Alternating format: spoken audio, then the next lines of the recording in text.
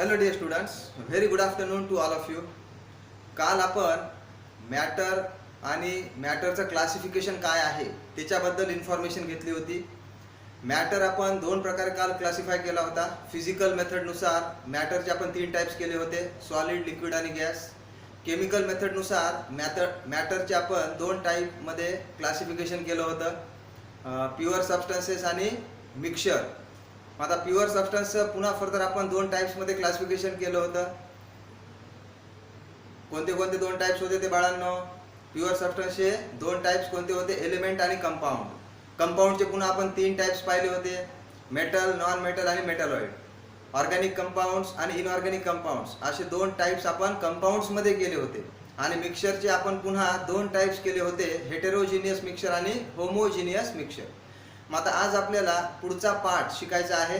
मग या पुढच्या पार्टमध्ये आपण एक्झॅक्ट इलेक्ट्रॉनिक कॉन्फिगरेशनसाठी काय काय गोष्टी लागणार आहेत त्या सर्व गोष्टींचा अभ्यास आपल्याला आज करायचा आहे.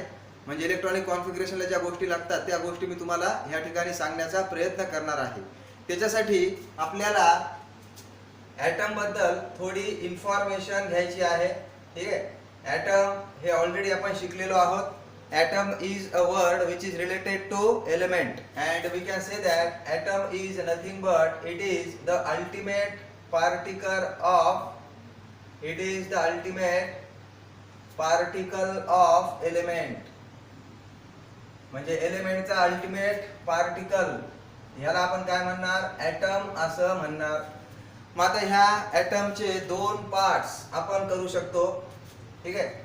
मग आता पहिला जो पार्ट आहे तो आहे न्यूक्लियस, आणि दुसरा जो पार्ट आहे तो आहे extra nuclear part. Okay, extra nuclear part.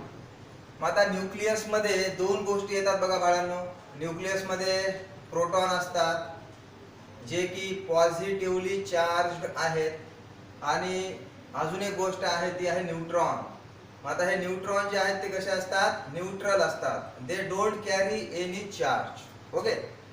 मग आता एक्स्ट्रा न्यूक्लियर पार्ट मध्ये काय काय येतं बघा. एक्स्ट्रा न्यूक्लियर पार्ट मध्ये येतं शेल. ओके. मग आता ह्या ज्या शेल आहेत त्या शेल म्हणजे काय? ठीक आहे. ह्याला आपण ऑर्बिट असं सुद्धा म्हणू शकतो.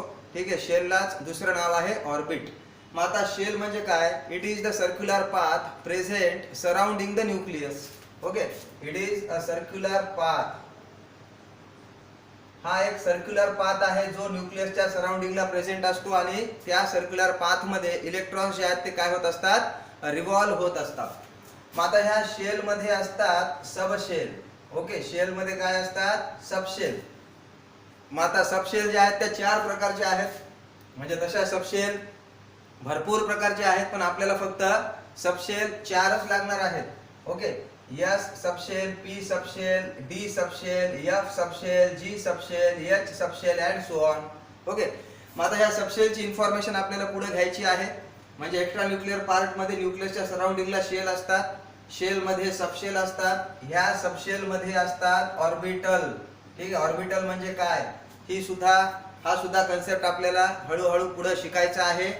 आणि ह्या ऑर्बिटल मध्ये असतात इलेक्ट्रॉन. ओके. म्हणजे इलेक्ट्रॉन जे सेल मध्ये सर्क्युलर पाथ मध्ये फिरत आहेत तर ते कुठे असतात बघा. म्हणजे न्यूक्लियसच्या सराउंडिंगला शेल असतात. Suppose this is a nucleus, आणि ह्या न्यूक्लियसच्या सराउंडिंगला हे असे सर्क्युलर पाथ असतात. ह्या शेल मध्येच सबशेल असतात, सबशेल मध्येच ऑर्बिटल असतात, आणि त्या ऑर्बिटल मध्ये इलेक्ट्रॉन हे न्यूक्लियसच्या सराउंडिंगला रिव्हॉल्व होताना आपल्याला समजतात. ठीक आहे. म्हणजे ह्या पद्धतीनं हे ॲटमच्या बाबतीत आहे. मग आता 1 बाय 1 आपण काय करूयात, या सगळ्या गोष्टींची इन्फॉर्मेशन घेऊ. आणि अजून एक महत्त्वाची गोष्ट अशी की ॲटम जो आहे,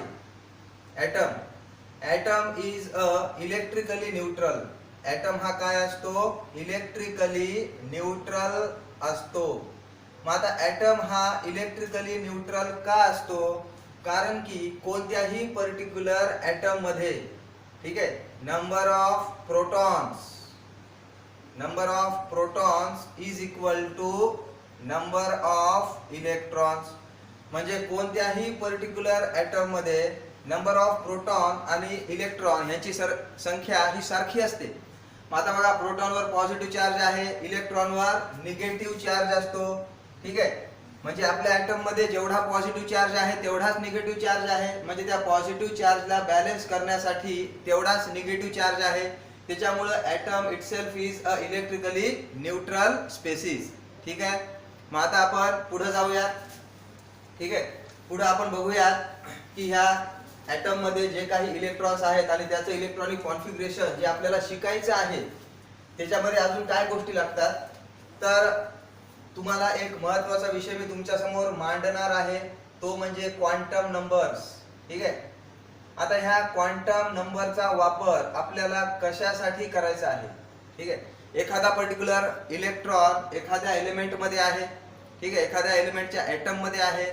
मग त्या पर्टिक्युलर इलेक्ट्रॉनची एक्झॅक्ट पोझिशन कुठं आहे, म्हणजे तो पर्टिक्युलर इलेक्ट्रॉन पहिल्या शेल मध्ये आहे का, दुसऱ्या शेल मध्ये आहे का, तिसऱ्या शेल मध्ये आहे, तो पर्टिक्युलर इलेक्ट्रॉन कोणत्या सबशेल मध्ये आहे, एस मध्ये आहे का, पी मध्ये आहे का, डी मध्ये आहे का, एफ मध्ये आहे, आणि ह्या सर्व गोष्टींची इन्फॉर्मेशन आपल्याला क्वांटम नंबर वरून समजते बेटा.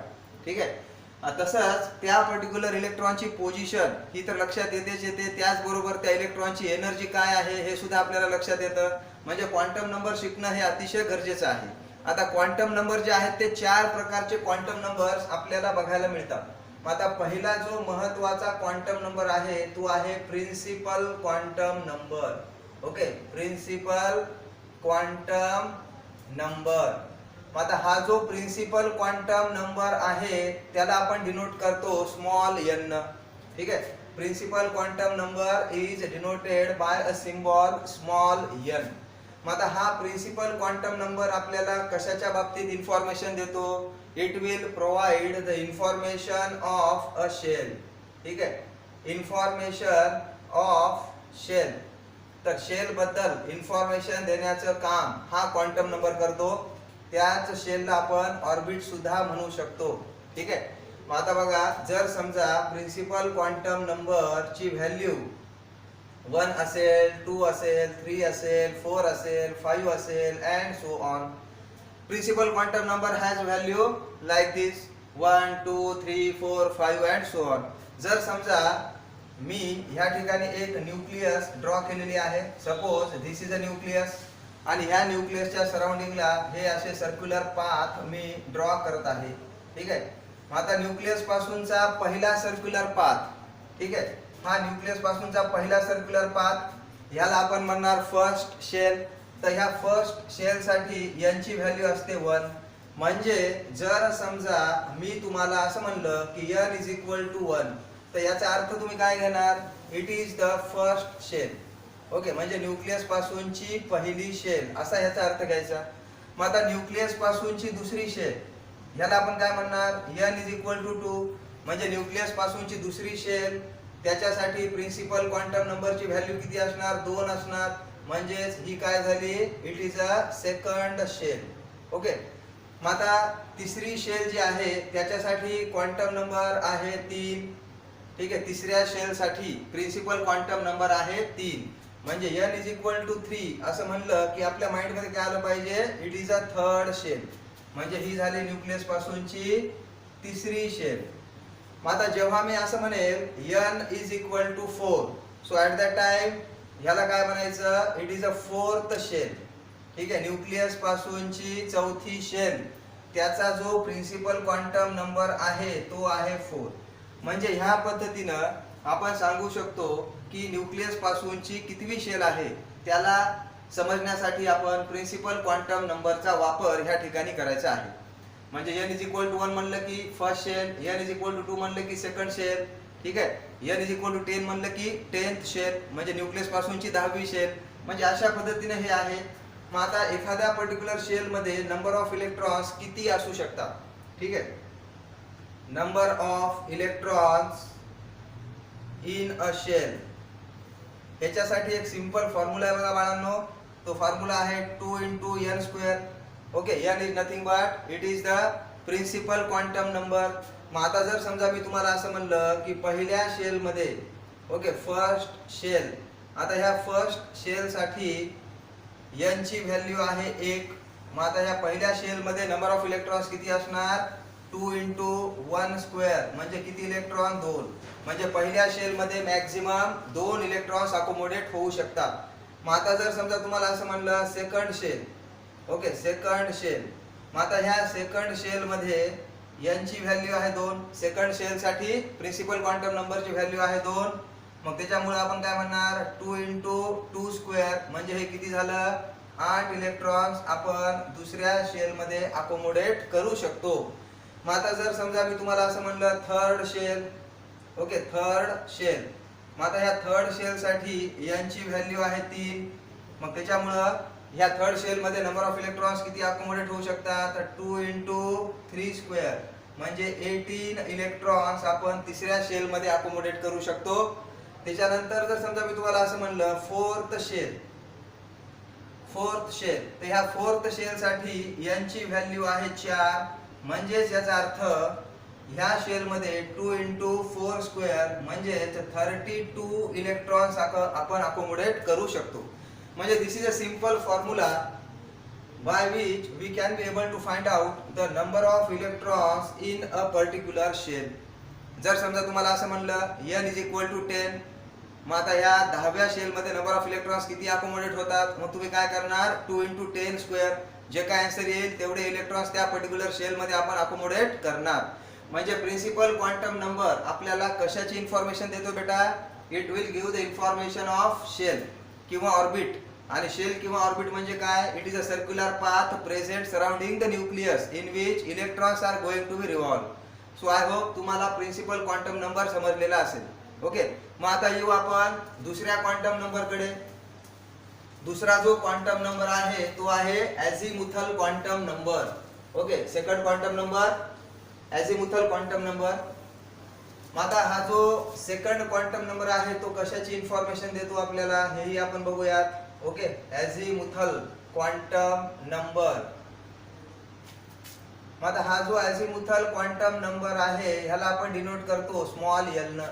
It is denoted by a symbol small l. So this azimuthal quantum number has another name subsidiary quantum number. ठीक आहे, सबसिडियरी क्वांटम नंबर असं सुद्धा ह्याला आपण म्हणू शकतो.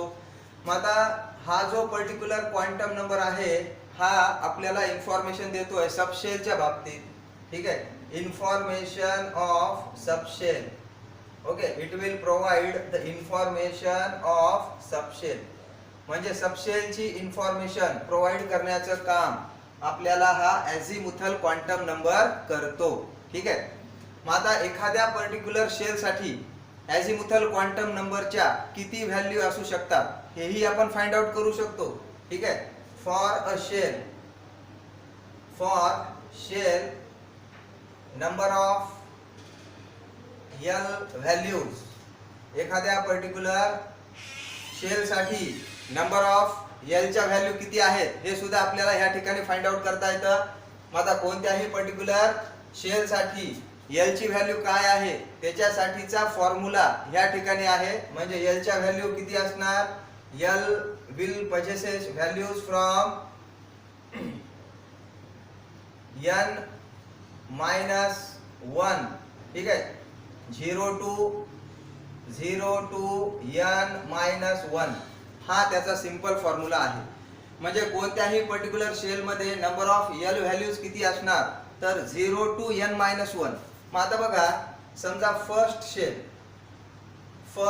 शेल, मग आता फर्स्ट शेल साठी पहिल्या शेल साठी l च्या व्हॅल्यूज किती असणार. पहिल्या शेल साठी l च्या व्हॅल्यू सिंपल इथं पुट करा 0 टू n मायनस 1 म्हणजे 0 टू 1 मायनस 1. n म्हणजे काय प्रिन्सिपल क्वांटम नंबर. म्हणजे पहिल्या शेल साठी n इज इक्वल टू काय आहे 1 आहे.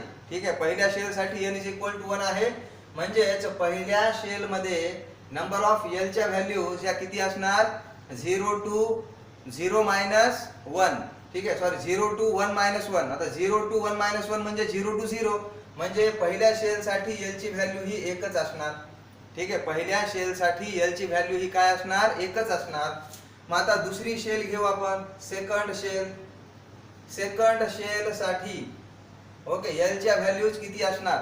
सेकंड शेल साठी l च्या व्हॅल्यू किती असणार. सेकंड शेल साठी n किती आहे 2 आहे. म्हणजे 0 टू 2 मायनस 1. आता 0 to 2 minus 1, 2 minus 1 म्हणजे 1, म्हणजे 0 to 1 म्हणजे 0,1 ह्या दोन व्हॅल्यूज असणार सेकंड शेल साठी. तर ह्या ज्या व्हॅल्यू आहेत त्या कोणत्या आहेत? These are the azimuthal quantum numbers. Okay. मग आता थर्ड शेल तिसऱ्या शेल साठी L च्या व्हॅल्यूज किती असणार? 0 to 3 minus 2 म्हणजे काय येणार? 0 to 2 येणार, म्हणजेच 0,1, 2. त्याच्यानंतर चौथी शेल, ओके, फोर्थ शेल, चौथ्या शेल साठी n ची व्हॅल्यू आहे 4. चौथ्या शेल साठी n ची व्हॅल्यू आहे 4. मग L च्या व्हॅल्यू किती येणार? 0 to 4 minus 1 म्हणजेच 0 to 3 म्हणजेच 0,1, 2, 3 म्हणजे ह्या व्हॅल्यूज येणार. ठीक आहे. And so on. म्हणजे कोणत्याही पर्टिक्युलर शेल मध्ये नंबर ऑफ सबशेल्स किती असतात हे आपण ह्या ठिकाणी फाइंड आउट करू शकतो. तर त्याच्यासाठी सुद्धा फॉर्म्युला आहे number of subshells in a shell. कोणत्याही पर्टिक्युलर शेल मध्ये नंबर ऑफ सबशेल्स किती असतात? So that will be equal to n of that shell. म्हणजे त्या पर्टिक्युलर शेलचा जो प्रिन्सिपल क्वांटम नंबर आहे तेवढ्या सबशेल त्याच्यामध्ये असणार. आता पहिल्या शेल साठी L ची व्हॅल्यू काय आहे? 0 आहे. म्हणजे याचा अर्थ काय? एकच व्हॅल्यू आहे L ची, ती कोणती आहे? 0 आहे. म्हणजे पहिल्या शेल मध्ये नंबर ऑफ सबशेल किती असणार? 1. Okay, only 1 subshell. ठीक आहे. पहिल्या शेल मध्ये नंबर ऑफ सबशेल किती असणार? 1. मग आता बघा पहिल्या शेलचा प्रिन्सिपल क्वांटम नंबर किती आहे? 1 आहे. मग ह्या फॉर्म्युलामध्ये फिट बसायले का? बघा, पहिल्या शेल साठी प्रिन्सिपल क्वांटम नंबर 1 आहे, म्हणजे पहिल्या शेल मध्ये नंबर ऑफ सबशेल्स किती असणार? 1. ठीक आहे. आणि त्याची व्हॅल्यू किती आहे? 0. आता दुसऱ्या शेल मध्ये नंबर ऑफ सबशेल्स किती असणार? दुसऱ्या शेल मध्ये नंबर ऑफ सबशेल्स असणार 2. Okay, 2 subshell.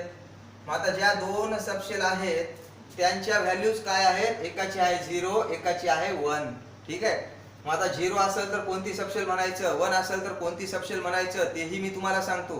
ठीक आहे. म्हणजे ह्या फॉर्म्युल्यानुसार या ठिकाणी आपण फाइंड आउट करतोय. मग आता तिसऱ्या शेल मध्ये नंबर ऑफ सबशेल किती असणार? 3 असणार, 3 सबशेल्स. म्हणजे तिसऱ्या शेल मध्ये नंबर ऑफ सबशेल्स असणार 3. चौथ्या शेल मध्ये नंबर ऑफ सबशेल्स असणार 4. Okay, 4 subshell and so on.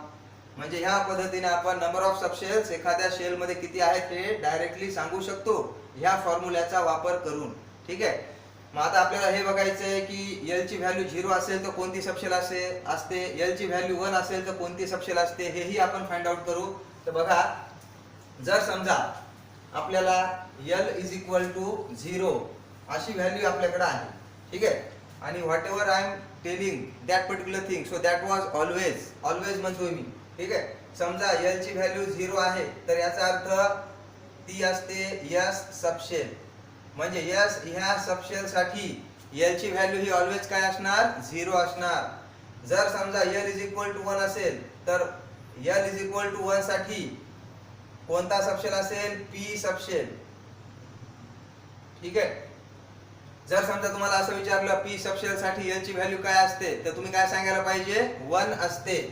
मग आता L इज इक्वल टू 2 याच्यासाठी कोणता सबशेल असेल? मग D subshell. Very good. So it is a D subshell. Okay. आणि जर समजा L इज इक्वल टू 3 असेल तर ह्याच्यासाठी असतो F सबशेल. ओके. मग आता पुढे सुद्धा आहे L इज इक्वल टू 4 जर असेल तर त्याच्यासाठी असतो G सबशेल. पण आता G सबशेल आपल्याला लागत नाही कारण की तेवढे इलेक्ट्रॉन्स आपल्याकडे नाहीयेत. आपल्याकडे 118 एलिमेंट आहेत, म्हणजे 118 इलेक्ट्रॉन्स आपल्याकडे आहेत. आणि आपल्याकडे असलेले 118 एलिमेंट ज्यांच्यामध्ये 118 शेवटच्या एलिमेंट मध्ये 118 इलेक्ट्रॉन आहेत, तर ते 118 इलेक्ट्रॉन S, P, D आणि F मध्ये अकोमोडेट होऊन जातात. म्हणजे G, H वगैरे ह्या सबशेलची आता आपल्याला गरज नाहीये. जसे जसे एलिमेंट सापडत जातील तसं तसं ते पिरियोडिक टेबल मध्ये ऍड होतील आणि येत्या काळामध्ये आपल्याला G ची आवश्यकता पडेल, H ची आवश्यकता पडेल. सध्या आपल्याला ह्याची आवश्यकता नाहीये. ठीक आहे. म्हणजे L इज इक्वल टू 0 म्हणलं तर S subshell, L is equal to 1 म्हणलं तर P subshell, L is equal to 2 म्हणलं तर D subshell, L is equal to 3 म्हणलं तर F सबशेल. ठीक आहे. म्हणजे ह्या पद्धतीनं आता आपण काय करू? एक टेबल तयार करू. ठीक आहे. इथं मी लिहितो shell, just I will write here shell. इथं लिहितो मी number of subshells. Okay, number of subshells. Okay, number of subshells किती आहेत. त्याच्यानंतर लिहितो मी value of L. Okay, value of L. L ची व्हॅल्यू काय असेल, जेवढे काही सबशेल त्या शेल मध्ये आहेत त्यांच्यासाठी एल ची व्हॅल्यू काय असणार. किंवा आपण असं करू, तिसरा कॉलम जो आहे तुम्ही काय करतो, name of subshell. Okay, name of subshell. मग आता नेम ऑफ सबशेल लिहिल्यानंतर पुढे आपण व्हॅल्यू ऑफ एल. ठीक आहे, म्हणजे त्या सबशेल साठीची व्हॅल्यू काय असणार, एल ची व्हॅल्यू ऑफ एल. आणि इथं चौथा कॉलम करतो मी designation. Okay, designation of subshell. ठीक आहे, डेसिग्नेशन ऑफ सबशेल. आता हे कॉलम मी तयार केलेले आहेत. या कॉलम मध्ये आपण सर्व माहिती भरू, म्हणजे तुमच्या माइंड मध्ये सर्व क्लिअर होऊन जाईल. ठीक आहे, हा कॉलम या ठिकाणी मी केलेला आहे. मग आता बघा, इथं मी लिहितोय फर्स्ट शेल. ठीक आहे, फर्स्ट शेल.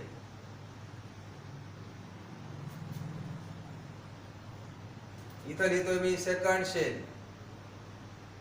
ओके, इथं लिहितोय मी थर्ड शेल. इथं लिहितोय मी फोर्थ शेल. इथं लिहितोय मी फिफ्थ शेल. इथं लिहितोय मी सिक्स्थ शेल. आता बघा, पहिल्या शेल मध्ये नंबर ऑफ सबशेल्स किती असणार, कोणत्याही पर्टिक्युलर शेल मध्ये नंबर ऑफ सबशेल्स किती असतात, त्या शेलचा जो प्रिन्सिपल क्वांटम नंबर आहे तेवढ्या सबशेल त्या शेल मध्ये असतात. पहिल्या शेल साठी प्रिन्सिपल क्वांटम नंबर आहे 1, म्हणजे याचा अर्थ काय, पहिल्या शेल मध्ये नंबर ऑफ सबशेल किती असणार, 1च असणार. ओके, दुसऱ्या शेल मध्ये नंबर ऑफ सबशेल्स किती असणार, 2 असणार, कारण की दुसऱ्या शेल साठीचा प्रिन्सिपल क्वांटम नंबर किती आहे, 2 आहे. तिसऱ्या शेल मध्ये नंबर ऑफ सबशेल्स किती असणार, 3 असणार, कारण की प्रिन्सिपल क्वांटम नंबर तिसऱ्या शेल साठी 3 आहे. चौथ्या शेल मध्ये नंबर ऑफ सबशेल किती असणार, 4 असणार, कारण की चौथ्या शेल साठी प्रिन्सिपल क्वांटम नंबर 4 आहे. पाचव्या शेल मध्ये नंबर ऑफ सबशेल्स किती असणार, 5 असणार, कारण की पाचव्या शेल साठीचा प्रिन्सिपल क्वांटम नंबर 5 आहे. सहाव्या शेल मध्ये नंबर ऑफ सबशेल किती असणार, 6 असणार, कारण की सहाव्या शेल मध्ये सहाव्या शेलचा प्रिन्सिपल क्वांटम नंबर जो आहे तो किती आहे, 6 आहे. ठीक आहे, मग आता नेम ऑफ सबशेल हे सुद्धा आपण बघूयात, त्या पर्टिक्युलर सबशेलचं नाव काय आहे. मग आता नाव डिसाइड करत असताना, ठीक आहे, मी तुम्हाला आता सांगितलं 4 प्रकारच्या सबशेल आपल्याकडे आहेत. ठीक आहे, एस, पी, डी, एफ, जी, एच या प्रकारचे आहेत, पण 4 प्रकारचे आपल्याला लागणार आहेत. ठीक आहे, मग आता बघा, पहिल्या शेल मध्ये एक सबशेल आहे, मग ती सबशेल कोणती असणार, एक म्हणलं की पहिलीच उचलायची. एक म्हणलं की पहिली कोणती आहे, यस, म्हणजे पहिल्या शेल मध्ये यस ही सबशेल आहे, एकच आहे. ठीक आहे, मग आता दुसऱ्या शेल मध्ये 2 सबशेल आहेत, मग कोणत्या असणार, पहिल्या 2 उचलायच्या, मग काय, यस, कॉमा, पी. तिसऱ्या शेल मध्ये 3 सबशेल आहेत, मग सिरियली पहिल्या 3 उचलायच्या, s, comma, p, comma, d. चौथ्या शेल मध्ये 4 सबशेल आहेत, सिरियली 4 उचलायच्या, s, comma, p, comma, d, comma, f. पाचव्या शेल मध्ये 5 सबशेल आहेत, सिरियली 5 उचलायच्या, s, comma, p, comma, d, comma, f, comma, g. आणि सहाव्या शेल मध्ये 6 सबशेल आहेत, सिरियली ज्या 6 आहेत त्या उचलायच्या, s, comma, p, comma, d, comma, f, comma, g, comma, h. Okay, म्हणजे या पद्धतीने. मग आता एल च्या व्हॅल्यू इथे लिहू आपण. ठीक आहे, आताच मी तुम्हाला सांगितलं एल इज इक्वल टू 0 म्हणलं की यस सबशेल. मग आता इथं पहिल्या शेल मध्ये नंबर ऑफ सबशेल 1 आहे, ती कोणती आहे, यस आहे, म्हणजे त्याची व्हॅल्यू काय असणार, 0. दुसऱ्या शेल मध्ये 2 सबशेल आहेत, कोणते आहेत, यस आणि पी, मग त्याची व्हॅल्यू काय असणार, यस साठीची व्हॅल्यू आहे 0, पी साठीची आहे 1, म्हणजेच काय 0, 1. मग आता तिसऱ्या शेल मध्ये 3 सबशेल आहेत, मग त्याची व्हॅल्यू काय असणार, याची असेल 0, 1 आणि 2, म्हणजे डी ची व्हॅल्यू किती आहे, 2 आहे, यस ची व्हॅल्यू आहे 0, पी ची व्हॅल्यू आहे 1 आणि डी ची व्हॅल्यू आहे 2. ठीक आहे, मग आता चौथ्या शेल मध्ये ज्या 4 सबशेल आहेत, मग ह्या 4 सबशेलच्या व्हॅल्यू काय असणार? एस साठीची व्हॅल्यू आहे 0, पी साठीची व्हॅल्यू आहे 1, डी साठीची व्हॅल्यू आहे 2 आणि एफ साठीची व्हॅल्यू आहे 3. मग आता पाचव्या शेल मध्ये 5 सबशेल आहेत. मग आता कोणत्या कोणत्या 5? एस ची व्हॅल्यू आहे 0, पी ची व्हॅल्यू आहे 1, डी ची व्हॅल्यू आहे 2, एफ ची व्हॅल्यू आहे 3 आणि जी ची व्हॅल्यू आहे 4. ओके. मग आता सहाव्या शेल मध्ये 6 सबशेल आहेत. कोणत्या कोणत्या? एस ची व्हॅल्यू आहे 0, पी ची व्हॅल्यू आहे 1, डी ची व्हॅल्यू आहे 2, एफ ची व्हॅल्यू आहे 3, जी ची व्हॅल्यू आहे 4 आणि एच ची व्हॅल्यू आहे 5. ठीक आहे. एच ची व्हॅल्यू किती आहे? 5. ठीक आहे. म्हणजे कळालं इथपर्यंत? सर्वांना कळालेलं आहे. मग आता आपल्याला लिहायचे डेसिग्नेशन. मग आता पहिल्या शेल मध्ये एकच सबशेल आहे. ही यस नावाची जी सबशेल आहे ती पहिल्या शेलची आहे, त्याच्यामुळे इथं डेसिग्नेशन काय लिहिणार आपण? 1 यस. समजलंय का? यस ही जी सबशेल आहे ती पहिल्या शेलची आहे, त्याच्यामुळे डेसिग्नेशन काय लिहिलं? 1 यस. आता परभणीमध्ये माझं नाव अविनाश नावाचे परभणीमध्ये खूप सारे आहेत, बरोबर. मग आता माझं स्पेसिफिक डेसिग्नेशन काय झालं? अविनाश विश्वनाथ चक्रवार. म्हणजे माझं पूर्ण नाव, माझं डेसिग्नेशन झालं, बरोबर. म्हणजे तसं डेसिग्नेशन आपण ह्या प्रत्येक सबशेलला ह्या ठिकाणी दिलेलं आहे. ठीक आहे. मग आता बघा, दुसऱ्या शेल मध्ये 2 सबशेल आहेत, एस आणि पी. मग ह्यांचं डेसिग्नेशन काय असणार? 2s, 2p. तिसऱ्या शेल मध्ये 3 सबशेल आहेत, एस पी डी. मग त्यांचं डेसिग्नेशन काय असणार? 3s, 3p, 3d. ओके. म्हणजे अशा पद्धतीने आपण डेसिग्नेशन द्यायचे. मग 3D म्हणलं की आपल्या काय लक्षात आलं पाहिजे? डी नावाची सबशेल ही तिसऱ्या शेल मधली आहे. 3p म्हणलं की आपल्या काय लक्षात आलं पाहिजे? पी नावाची सबशेल ही तिसऱ्या शेल मध्ये आहे. तसंच चौथ्या शेल मध्ये 4 सबशेल आहेत. मग त्यांचं डेसिग्नेशन काय असणार? 4s, 4p, 4d, 4f. ठीक आहे. 4f म्हणलं की आपल्या माइंड मध्ये काय आलं पाहिजे की एफ नावाची सबशेल ही चौथ्या शेल मध्ये आहे. ठीक आहे. आता पाचव्या शेल मध्ये नंबर ऑफ सबशेल किती आहेत? 5 आहेत. मग डेसिग्नेशन काय असणार? 5s, 5p, 5d, 5f आणि 5g. पण आपल्याला 4च लागणार आहेत. आपण लिहिताना 5 लिहिल्यात, ते पुढे मी तुम्हाला सांगणार आहे. ठीक आहे. सहाव्या शेल मध्ये नंबर ऑफ सबशेल किती आहेत? 6. मग ह्यांचं डेसिग्नेशन काय असेल? 6s, 6p, 6d, 6f, 6g आणि 6h. म्हणजे ह्या पद्धतीने हे डेसिग्नेशन्स आपण ह्या ठिकाणी प्रोव्हाइड केलेले आहेत. ठीक आहे. अजून एका सिंपल एक्झाम्पल मी तुम्हाला देतो. आपल्या सर्वांच्या घरी कपाट आहे बेटा, आहे का नाही? आपल्या सर्वांच्या घरी कपाट आहे. सो दॅट पर्टिक्युलर कपाट is nothing but it is a shell. त्या कपाटामध्ये वेगवेगळे रखाने आहेत. ते रखाने म्हणजे काय? It is a subshell. आणि त्या एका रखान्यामध्ये कुठेतरी चोर कप्पा आहे. तो चोर कप्पा म्हणजे काय? ऑर्बिटल. आणि त्या चोर कप्प्यामध्ये तुम्ही काहीतरी वस्तू ठेवलेली आहे. So that thing is nothing but it is a electron. म्हणजे आपण जे सुरुवातीला म्हणलं ना, एक्स्ट्रा न्यूक्लिअर पार्ट मध्ये न्यूक्लियसच्या सराउंडिंगला शेल आहेत, त्याच्यामध्ये सबशेल, त्याच्यामध्ये ऑर्बिटल आणि त्याच्यामध्ये इलेक्ट्रॉन. तर त्याच्यासाठीचं हे बेस्ट एक्झाम्पल. ठीक आहे. आय थिंक तुमच्या सर्वांना मी जे सांगितलेलं आहे ते कळालं असेल. पुढचा पार्ट आपण नेक्स्ट व्हिडिओमध्ये घेऊ बेटा. So have a good day, take care. Okay, चलो, गुड बाय.